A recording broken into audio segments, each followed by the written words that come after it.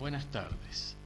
En esta segunda parte de los videos de informática aplicada vamos a ver, para la parte de trabajos prácticos, las funciones básicas de una planilla de cálculo. Para ello vamos a valernos de la misma planilla con que trabajamos en el trabajo práctico número 1. ¿Qué es lo que vamos a desarrollar en este video?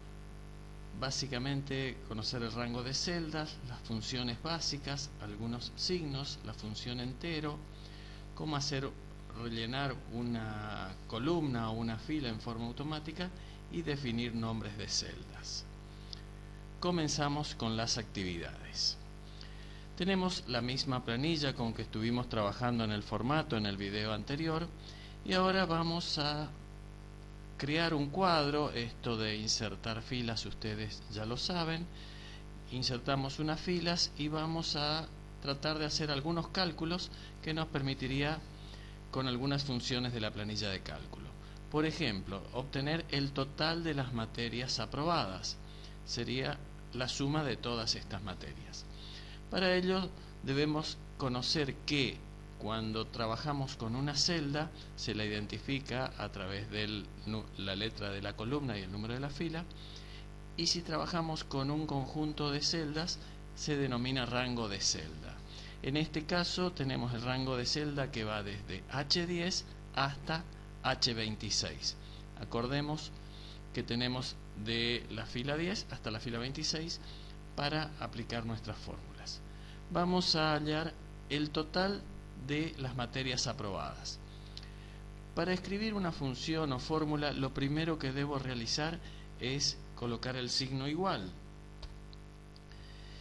La función que voy a utilizar, por ahora vamos a nombrarla como que la conozco, y se llama suma.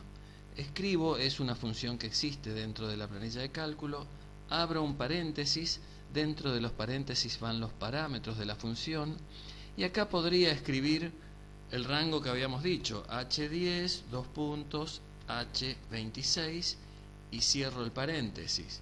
Y obtengo el total de materias aprobadas por todos estos estudiantes. Si no recuerdo la fórmula, existen funciones de la planilla de cálculo que me permiten trabajar con ellas. Por ejemplo, me ubico nuevamente en la celda donde quiero el total y tengo un signito en la cinta de opciones de sumatoria que dice autosuma. Si yo hago clic en la lista desplegable, voy a ver que tengo algunas funciones básicas. Si elijo suma, fíjense que aparece en la celda lo que yo escribí hoy manualmente y me aparece el cursor ubicado dentro de los paréntesis. Acá nuevamente podría escribir manualmente H10, dos puntos, H26, o lo que hago es hacer clic con el mouse en H10 y mantengo presionado hasta H26 y presiono Enter.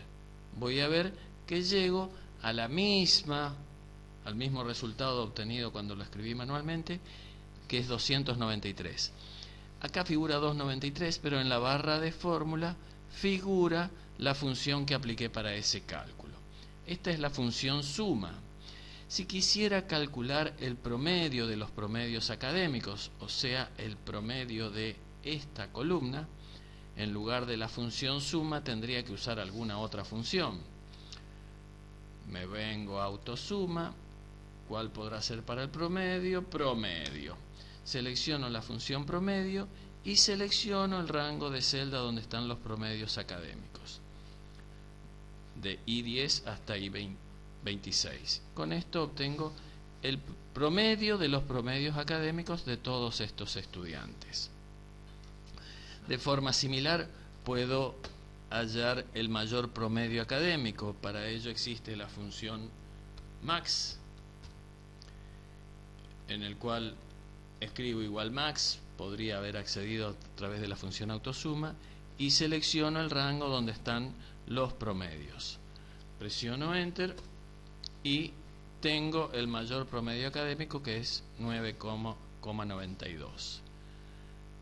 El menor promedio académico, puedo ir ahora por la autosuma, selecciono min y Fíjense que cómo aparece I3 y 5, ¿por qué? Porque al escribir la función cree que estoy queriendo calcular el mínimo de lo que está arriba del lugar donde estoy escribiendo. En este caso no es eso, simplemente selecciono el rango donde están los promedios académicos.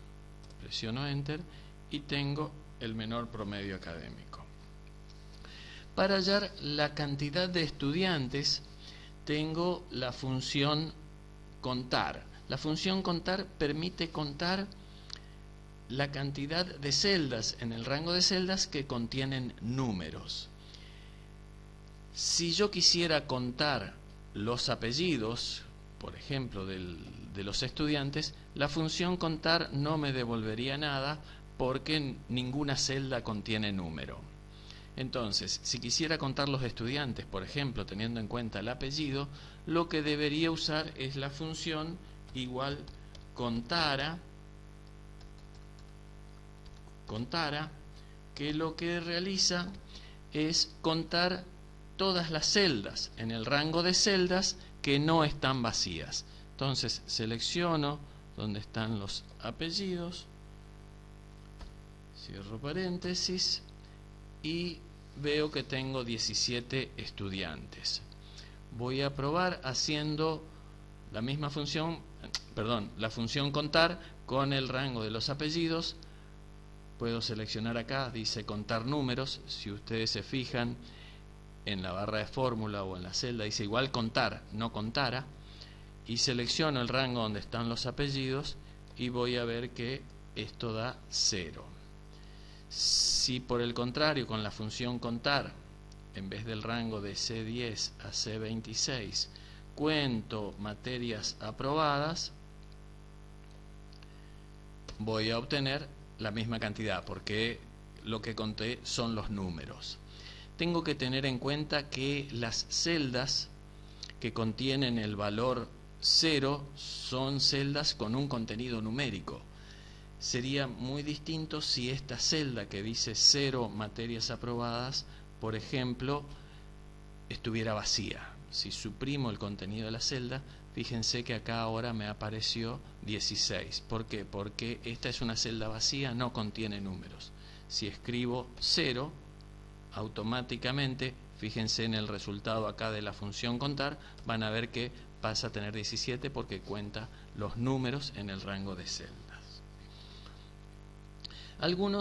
Bueno, con esto estamos viendo ya el concepto de rango de celdas, suma, contar y contara, max, min y promedio. Quisiera conocer cuál es el promedio de materias aprobadas por año por cada estudiante. Para ello lo que tendría que hacer es una división entre la cantidad de materias aprobadas y los años de cursado que tiene el estudiante. Entonces, acá tengo que crear yo una fórmula.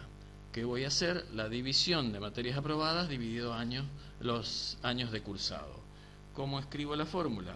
Igual, puedo escribir la celda H10 dividido K10, o moviéndome con el mouse puedo hacer clic en H10, coloco la barra, que es el símbolo para hacer una división, y ahora hago clic en K10 y de esta manera estoy ejecutando la división.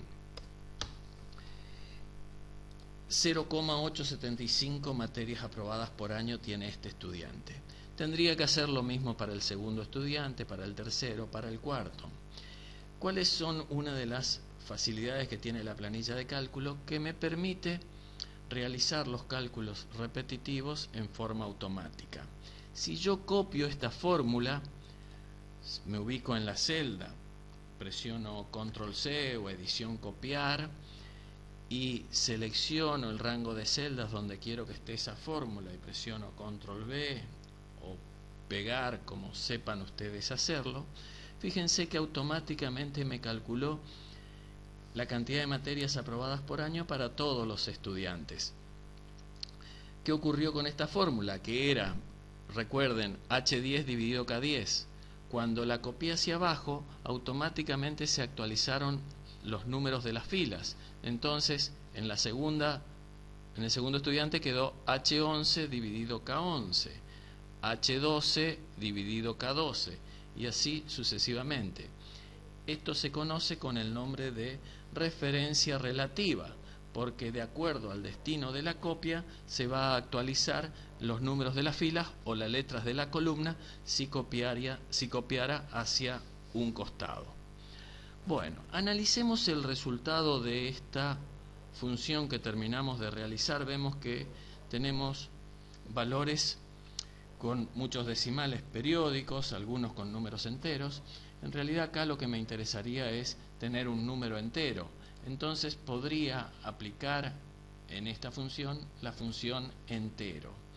¿Cómo se realiza? En esta misma fórmula que trabajé como H10 dividido K10, antes de la división escribo la función entero, abro paréntesis, quiero el entero de esa división, cierro paréntesis y obtengo el valor entero. Entonces tengo unos valores que me dicen en forma entera cuántas materias tienen aprobadas por año cada uno de los estudiantes.